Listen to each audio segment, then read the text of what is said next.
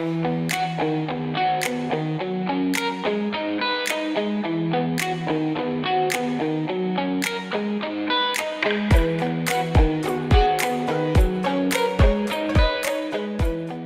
about to go into morning sadhana, and it starts at 5:30 sharp, like where I have guided asanas and we start together. And it's a huge difference from home because I had difficulty managing it time-wise with running my own company. So it's really nice to see what the practices do when you do them regularly. Yogasanas is a new practice for me, and it was really tough to get into the postures and to hold on to them as well. And now there's something lifting me inside of it. So at home I wasn't doing them regularly, my practices, and then it was more like a physical exercise. So you keep feeling that it's only a stretch, but now the inner dimension is changing slowly, which is something I've not experienced before. I have to run because I have to go to my seva. It's in Akshaya. I'll show you later. Here in the Suryakund Mandapam, there's a lot of people doing different practices at different times. You really get to see the effect of your sadhana come through when all this chaos is happening around you, but somehow you feel a balance kind of seeping into your system. In the past, I was a 2008 Olympian in fencing, representing Egypt. And I had this one season where I would lose all my matches just on one point. I would lose 15-14. I was physically capable, I was mentally capable, I had the strategies down, but somehow, for some reason, I kept on losing and I didn't know why. And now that I'm here in the ashram, I'm starting to experience a certain quality of stillness that can propel me into activity in a very effective way. And this is something that I think I kind of wish I was introduced to when I was back then fencing.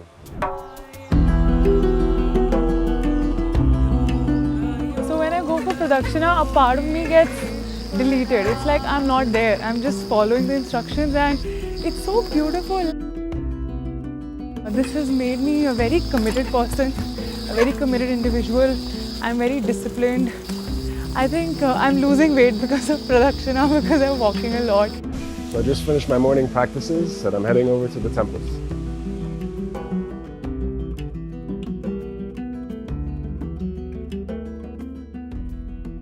It's one of the perks of being in Sadhanapada.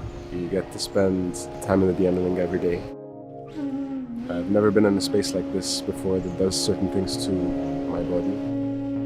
Once you kind of get a taste of this kind of stillness, you feel like you're melting. It's time for food. I'm pretty hungry. So this is it. This is Akshaya.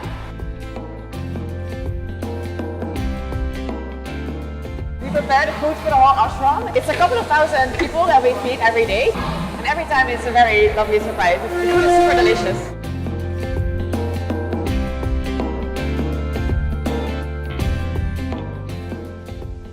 Dining at the Bhiksha Hall offers a very, very unique experience for me.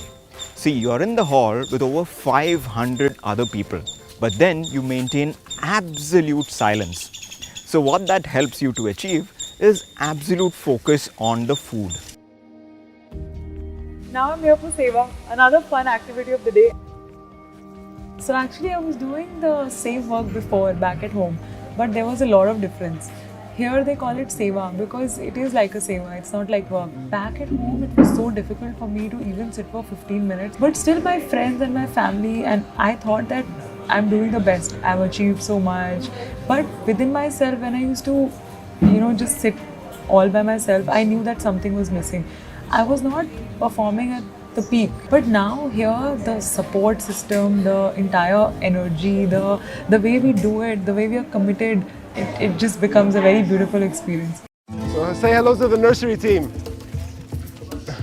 So here we are at the Seva, the volunteering at the gardening department. We're here to collect some cow dung to make some Jivamritam, and it smells really fresh today.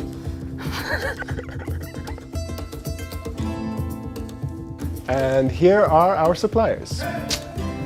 Aren't they beautiful? So I've been here for 2 months now.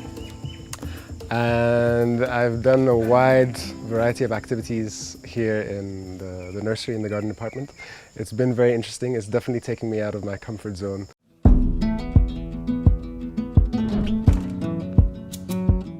Sadhanapada for me is definitely a very unique experience. I would say the willingness, the intent to get things done was always there. It was just the fear within me, thinking about what the outcome would be. The kind of volunteering activity that you get to see, the effort and heart they put out into it without really thinking about what the outcome might be. Just seeing that, the fear just melts away. You don't even think about it. Another very important aspect for me as an entrepreneur, you know that you can build up things so much and then it just takes a fraction of a second sometimes for all of it to fall down. I wanted to build that strength within myself so that no matter what happens, my body and mind is in a position to, handle such situations. I work as a ceramicist. I have my own little company where I make crockery, so it's plates, cups and bowls. And there was a huge momentum there. The clients were getting bigger, the orders were getting bigger. And it was really getting very overwhelming actually. And I wanted to experience how to be intense and how to work intensely without burning out or losing balance. Like, we're only 2 months in, but there are slow changes happening, and sometimes I feel a little bit stress coming up, but it's so much less, and I go back to really being happy and joyful very quickly. Anyway, I've got to go.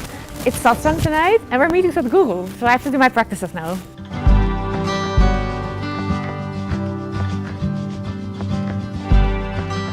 Sadhanapada means you are trying to make your body, your mind, your emotion, your energy into powerful tools which will transport you somewhere. This is not about learning this practice or that practice. It is about transforming this physical body, this mental structure, the emotional ocean of emotion that you have and your energy system into powerful tools. For this, at this stage in your life, you must invest. You must invest focus, intensity and attention. If you do that, there will be no regret with life.